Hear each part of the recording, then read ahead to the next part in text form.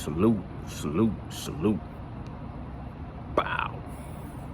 What's happening? Nocturnal. Real quick video. I'm gonna get out the way. I just want to put my thoughts down on Jaron Boots ENNIS. His performance against Romain. That was the one right there. That was it. That was the fight right there. You know what I'm saying? I needed to see that fight. He had a fight not too long ago against a guy named Jaron. I forget his last name. Jaron was a defensively minded fighter, fought off his back foot, used the ring. Nothing wrong with that. He didn't engage as much, but he caught Boots with some decent shots here and there. But for the most part, you've seen Boots, not get the job done as far as not knocking out this guy. He dominated. He got criticized for not cutting off the ring as much, not breaking the body down as much. But he still took away a victory. But it was with some kind of criticism. This guy, Romain, who, for me, put himself on the map when he fought against Speedy Rashidi. Like I said, I went back and looked at his highlights and everything like that, and he was a solid opponent for Boots. And that's why I feel like at this point, that's all we can see Boots fight against is solid opponents and competitors. I really don't see a Boots getting an opportunity to fight against a Spence or a Crawford. I would really hope to see Boots get an opportunity to fight against Keith Thurman, to be honest. I really don't want to see him fight against Jordanis Ugas. But if I don't see the Thurman fight against Boots, because I know how Thurman is at this point in time in his career, ENNIS would be a good fight. You know what I mean? So ENNIS versus Boots would be another acceptable fight. But other than that, Romain was still tough, solid competition by what I saw with my boxing eye. He had some nice crack, thudding punches. He was a aggressive fighter.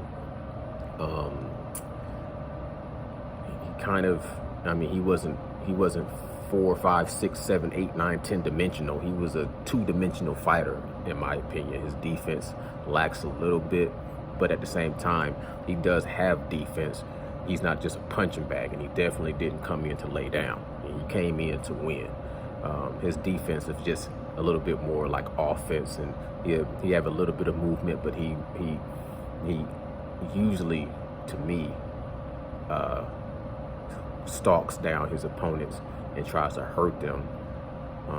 And he'd take a punch to give a punch, from what I saw. Not the fastest, but the combination of his aggression, his power, his physical prowess, his demeanor, to me, equals a solid opponent. And I feel like you got to see Boots against both styles. You got to see Boots perform a little bit better against somebody that's a little bit more defensive, that's off the back foot, that's circling around the ring on a bicycle, and herky jerky. And you also got to see him against guys that can fight inside the telephone booth and can crack, because he has to develop, and he has to fight guys that's great at both. So we've seen him have to, you've seen him have a better performance against a guy that's just coming forward aggressively, trying to hurt his, trying to go in for the kill. So you've seen Boots say, this guy's custom made for me. He's tailor made for me. And I got to say, Boots looked fast.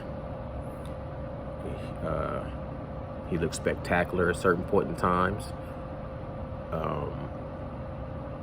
Defense, speed. I like the way he could roll certain punches. His punch selection was great. And the integrity to sit there and grind and break somebody down that's right there, that's not coming to lay down, and then to knock him down like that in the 10th round, I say that was impressive. You know what I'm saying? I like I like to see a fight like that from a young up-and-coming champion, no doubt. To me, that sums everything up for Boots. I seen where he needs to develop, and I seen where he really shines at. So it's just really still more of him fighting the right opponents. He should never take fights going backwards. He could continue to take tougher and tougher competition. If I was him, if I can't get a stand of ENNIS, I would really love to see him fight Keith Thurman. But I would like to see him fight another guy that's slick, that's fighting off the back foot, and then find a way to cut that ring off, break him down, and stop him in like 6, 7, 8 rounds. But he need to get in those rounds. But Villa, got to give props and a salute to Villa. To me, he tough. I think he still made a good name for himself too. Like I said, he didn't disappoint. In my opinion, he didn't disappoint. I look at him, even though he got knocked out, to me, it's almost similar to Isaac Pitbull Cruz versus Gervonta Tank Davis. You need to have guys like that, that push it, that have a dog mentality, that come in there, you know what I'm saying, snarling up, and that got a bite, that ain't just barking. And you need guys like that in boxing. To me, I mean, he just looked like a villain on a movie or a video game. He just looked like the type of guy that you love to fight. You know what I'm saying? Even if he was on a video game, if Villa was on a video game, but he wasn't the best character, he didn't have all the greatest strengths, all the speed, the power, a bunch of fancy moves, I would still pick him just to watch him fight, because he has a fan-friendly fight, and he has a certain look, and even when he loses, he looks good. Like Street Fighter, I don't know, it's a lot of games out there now, and I'm way past knowing all the games, but back in the day, when I used to play video games, Street Fighter was one of my favorite games, and I love fighting with Gal, I think that was his name. He was like the American soldier, and I love fighting with Blanca, the little dude that was the beast with the electric. Those two guys were not the best styles on the game. Ryu and Ken and some of the other guys, even Chung Lee, they just had way better moves. But I love fighting with Blanca because of his style, and I love fighting with Gal with that sonic boom. I love to watch him fight, and I love when you're able to jump up and you can jump up and catch him and suplex him. But other than that, he was slow. He didn't have a lot of power moves, and he usually gonna get his ass kicked by guys that can sit there and throw fireballs and shit like that. But I just like seeing that his you know what I'm saying, his whole style and his whole look, just to this day. So anyways, Jaron Boots ENNIS, hell of a fight, hell of a scrap, put on a spectacular performance, got another knockout underneath his belt, and then he can move on to fight bigger and better fights. Just don't go stale. Don't over celebrate. Stay grinding. Stay focused.